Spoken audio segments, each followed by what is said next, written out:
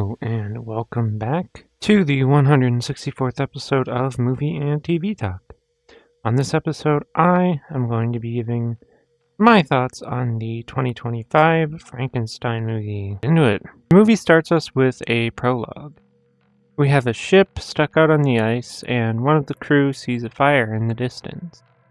They end up rescuing one Victor Frankenstein, and shortly after, the creature shows up and only attacks because the rest of the ship crew people start shooting at it.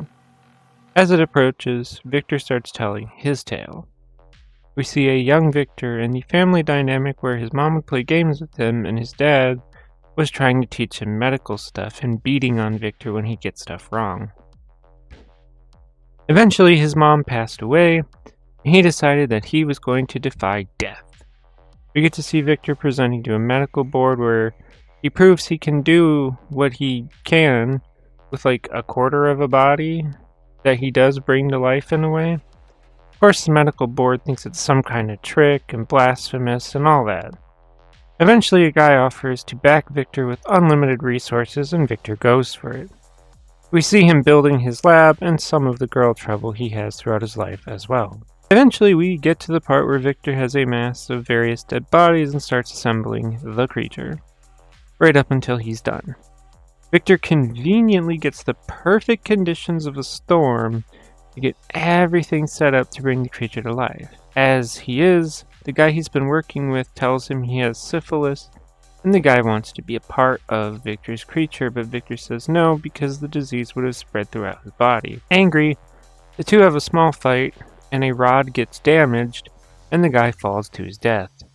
Victor uses the damaged rod, and gets everything going. It seems like failure in the moment, but when Victor does wake up, the creature is standing at the foot of his bed, alive. Victor very poorly tries to teach the creature, but isn't getting anywhere, and is also beating on him like his father used to. And so, Victor's solution is he's going to burn the lab down with the creature in it. Big explosion happens that injures Victor, and this is where the shift in the story occurs. Back on the ship, the creature approaches Victor and tells the captain its tale. We see how the creature wandered and found this family that it wanted to be a part of, even helping them while they struggled. When the younger of the family head into town, the creature befriends the blind old man that stays behind at this house in the winter. The old man is how the creature eventually learns to fully speak. Things are going great until a pack of wolves come back to the house, and the old man doesn't make it, and the creature has to fend off the wolves, which it does. The rest of the family eventually come back, seeing the creature over the corpse of the old man. They assume that the creature killed the old man and open fire. The creature does end up quote-unquote dying for a brief period, but it gets up and goes about its day.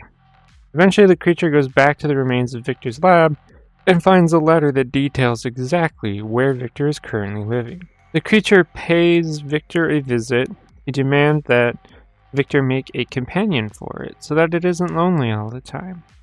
Victor refuses, and this is when the rest of the movie turns into Victor just hunting the creature, but each encounter with it only results in the creature hurting Victor more and more. This leads up to where the movie starts from. Standing over a sick Victor Frankenstein, the creature decides not to kill Victor because it realizes Victor is remorseful and thus chooses forgiveness over violence. That's pretty much the movie. This is probably one of my favorite versions of Frankenstein on film. I like how the story is told one part from Victor's view and one part from the creature's view. Something I liked was the use of color. Victor was associated with red because of his fiery hubris, quest for immortality, and the blood spilled during the creation of the creature.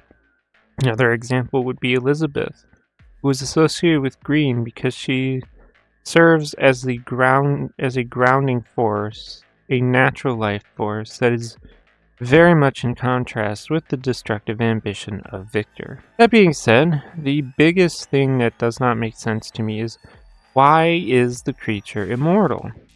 it does have a normal human heart, so how can it literally not die? It is interesting to see how they show that it can't just instantly heal like Deadpool or Wolverine, but like, it really didn't make sense for it to be unkillable. From what I know of the original story, the creature had like superhuman strength and wouldn't be affected by disease and stuff, but it's not like it was unkillable, just hard to kill. Perhaps it was a choice made to make the audience sympathize with the creature's hardships, because with the way that Victor was beating on it and keeping it chained up, I feel like the creature wouldn't have survived very long if it was not immortal. I suppose that it could be related to the creature's loneliness and have that really sink in. Like, this creature is going to roam the earth forever, all alone, which, honestly, that would be a fate worse than death. Like, yeah, immortality sounds great and all, but with how many people would come and go in your life and you just kind of have to keep going, would it really be worth it? And the creature definitely sees it as a curse, saying that Victor robbed him of being able to die. I don't know the actual reason for the creature being immortal, but certainly is an odd choice to me. The other thing is the choice to not have the creature kill Victor in the end. The way the movie is structured is like, this is Victor's life right up until he trashes his lab.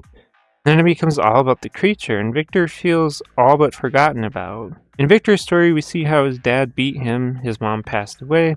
A lot of people thought he was crazy with his experiments. Victor is shown to have a hard life. When the creature becomes alive, Victor chains it up and beats it, like his father did to him. But once the creature starts recounting its tale, Victor is all but almost forgotten. Yeah, we do see and understand that the creature went through its own struggles of being constantly attacked, and always misunderstood, but that to me would only make me angrier if I was the creature. Even when Victor is in the picture during the creature's tale, it's about how Victor hunted it down and how the two fought all the time, all because Victor wouldn't give the creature a companion. I don't think that the ending where Victor finally calls the creature his son is earned. The forgiveness aspect doesn't make sense to me. I suppose that it could somewhat be related to the original story ending in a way. I could see how the creature, in the moment of having the perfect opportunity to end Victor, could have the realization that it doesn't need to be some revenge-fueled monster. But on the other hand, the creature isn't equipped to utilize that knowledge to better itself, because the creature wouldn't have enough self-identity to be independent from Victor. It can't kill Victor, but it also can't fit in with normal society either. And, because of its immortality, it's basically doomed to remain that way until Victor dies, and then what? The creature would just be alone forever? I don't have all the answers. I really don't, and I'm just pondering. Frankenstein, however, is a good and enjoyable movie that I would highly recommend. That's going to do it for this episode, so if you like this kind of content, feel free to subscribe. Thank you for watching, and goodbye.